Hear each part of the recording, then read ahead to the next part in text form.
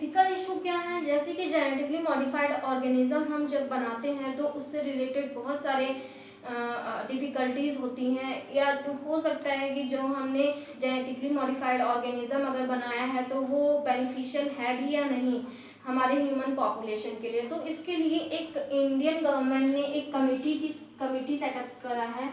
Indian government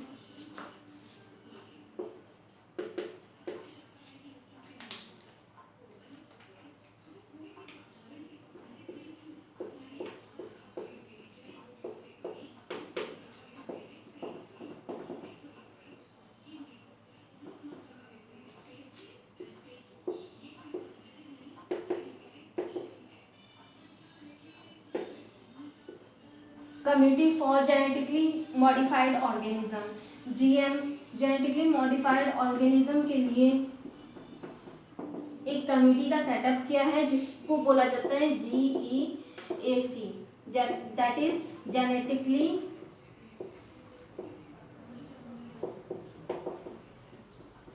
engineer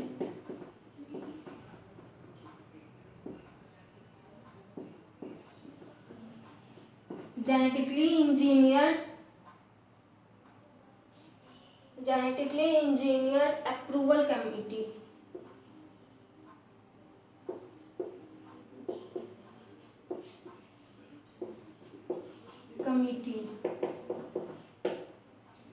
genetically engineered approval committee, इसमें क्या किया जाता है, किसी भी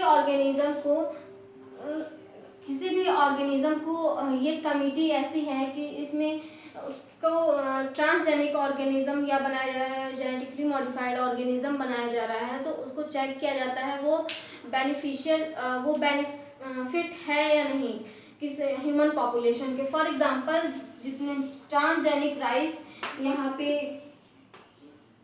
ट्रांसजेनिक और genetically modified rice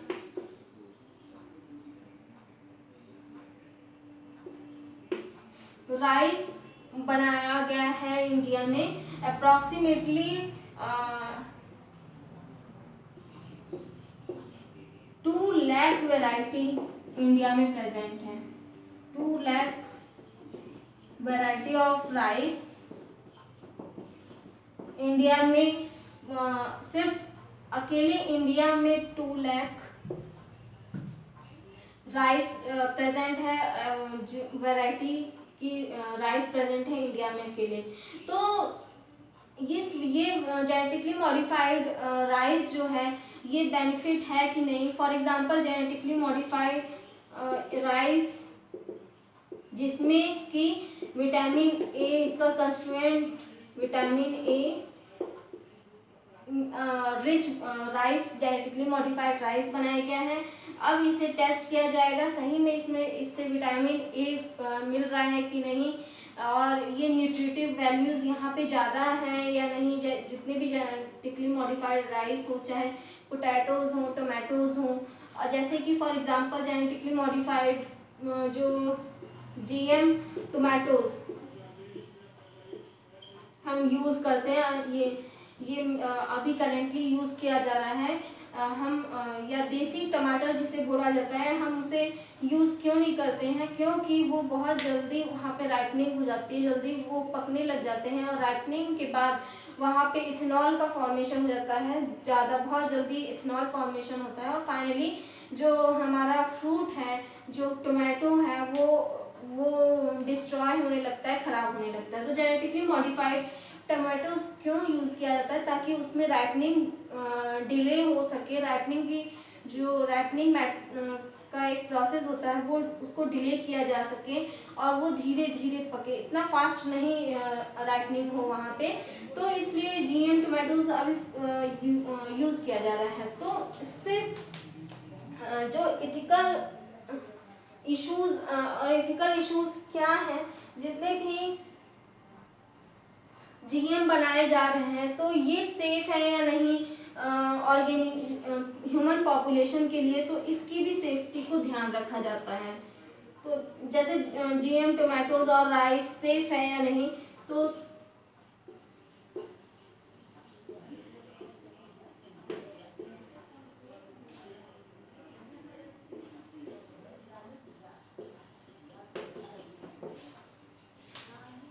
GM organism safe है या नहीं, इसकी सेफ्टी को भी चेक किया जा सकता है एथिकल इश्यूज में। नाउ नेक्स्ट टॉपिक है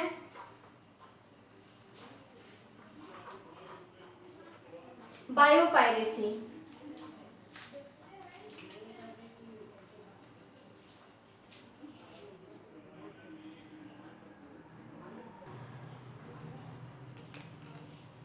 बायोपायरेसी तो यूज ऑफ जो बायो रिसोर्सेज हैं, use of bio resources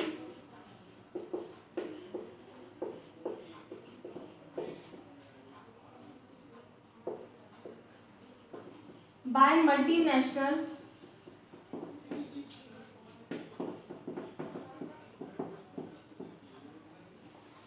companies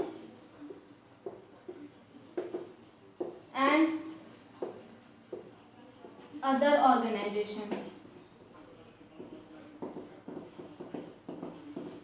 तो use of bio resources by multinational companies and other organisation, जितने भी हम जीएम ऑर्गेनिज्म यूज करते हैं तो उसकी अथॉरिटी लेनी पड़ती है।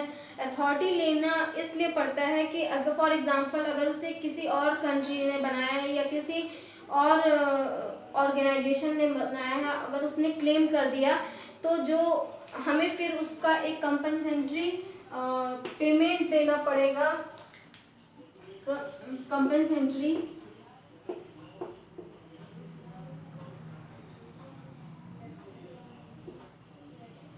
कंपनसेटरी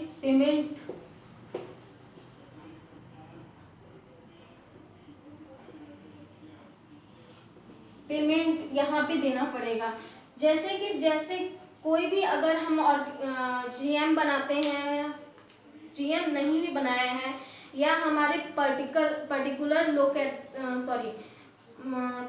लोकेशन पे हो रहा है या वो ऑर्गेनिज्म इंडिया में ही, फॉर एग्जांपल इंडिया में जैसे कि नीम होता है, नीम एंड तुलसी होती है, तो अगर ये इंडिया ने अगर पेटेंट नहीं कराया है तो इस पे क्या होगा कि इसके यूज पे अलग कंट्री अदर कंट्री भी इस पे कंपनसेटरी या केस कर सकती है कि वो क्योंकि उन्होंने पेटेंट करा लिया, भले ही यहाँ पर होता है नीम और तुलसी यहाँ का प्रोडक्ट है, लेकिन अगर इंडिया ने पेटेंट नहीं कराया है तो इसे दूसरी कंट्री जो पेटेंट ऑलमोस्ट करा चुकी है, ऑलरेडी करा चुकी है पेटेंट, तो वो केस कर देगी। और उसके केस करने के बाद क्या होगा कि उसके यूज़ के लिए हमें उसकी परमिशन लेनी पड़ेगी और साथ में पेमेंट भी देना पड़ेगा यूज़ के लिए। हमारी कंट्री में जो चीज़ें होती हैं, हम अगर पेटेंट नहीं कराते हैं उसे, क्यों, पेटेंट एक ऑर्गेनाइजेशन है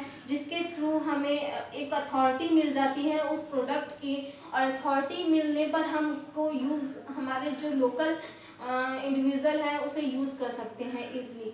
लेकिन अगर पेटेंट नहीं हुआ है तो हमें उसे खरीद के यूज़ करना पड़ेगा, हम ऐसे यूज़ नहीं कर सकते हैं। क्योंकि अगर हमारे जो अदर कंट्रीज़ हैं जिसने उसे पेटेंट ऑलरेडी करा रखा है, फॉर एग्जांपल अमेरिका ने बासमती राइस पेटेंट करा लिया है। बासमती राइस पेटेंट कराने से क्या हुआ कि हमारी जो हम इंडिया है, इसे नॉलेज नहीं थी, और इतना नॉलेज नहीं होने की वजह से कि बासमती राइस यहाँ का प्रोडक्ट है, इंडिया का प्रोडक्ट है, और नॉलेज नहीं होने की वजह से अमेरिका ने क्या किया कि बासमती राइस को खुद पेटेंट करा लिया, और कराने की वजह से ये इंडिया का प्रोडक्ट होते हुए भी इंडिया को इसकी परमिशन, अमेरिका की परमिशन लेनी पड़ती है बासमती राइस को ग्रो करने के लिए, कल्टीवेट करने के लिए, और साथ में पेमेंट भी करना पड़ता है इस अमेरिका को। तो फिर इन 1997 में जब इसने पेटेंट करा लिया, तो फिर इंडियन गवर्नमेंट ने अपनी कमेटी के थ्रू इस पेटेंट को थ्रू केस वापस लिया कि ये हमारा लोकल प्रोडक्ट है ये, और ये यहाँ बासमती राइस यहाँ का प्रोडक्ट है, अमेरिका का नहीं है, अमेरिका की लोकेलिटी में ये नहीं होता है। तो क्या हुआ कि हमारे प्रोडक्ट के लिए हमें परमिशन लेनी पड़ी, किसकी, अमेरिका की परमिशन लेनी पड़ी। क्यों? क्योंकि हमने पेटेंट नहीं कराया था, हमने इसकी अथॉरिटी नहीं ली थी, जिसकी वजह से हमें ये सब झेलना पड़ा ना। अब और फॉर एग्जांपल टर्मरिक